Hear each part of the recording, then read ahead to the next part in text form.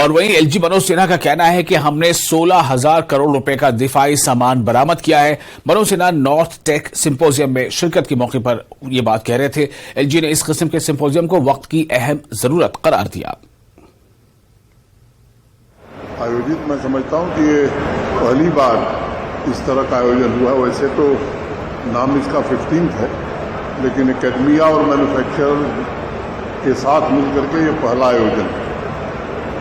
स्वाभाविक रूप से अभी स्टॉल्स को हम लोगों ने विजिट किया है और मैं कह सकता हूं कि हमारे देश में युवा प्रतिभा की कमी नहीं है।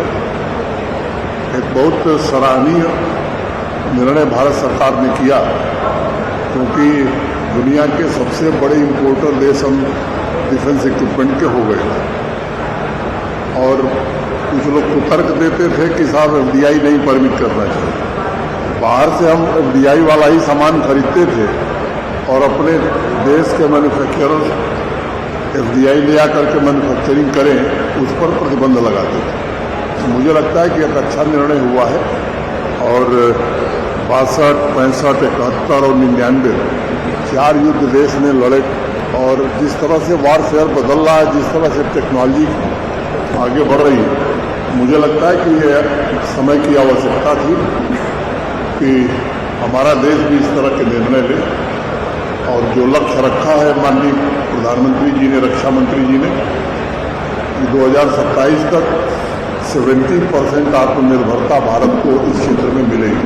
आप सबका एक दायित्व मैं समझता हूँ, ये भावना देश के नागरिकों में भी आवे। स्वाभाविक रूप से हमारे देश में आर्मी के प्रति या फोर्सेस के प्रति सम्मान बहुत है और इंडियन आर्मी एक ऐसी फोर्स है जिसने कभी किसी विवाद से अपना वास्ता नहीं रखा, केवल देश की रक्षा में ही अपने प्राण से जुटे रहे।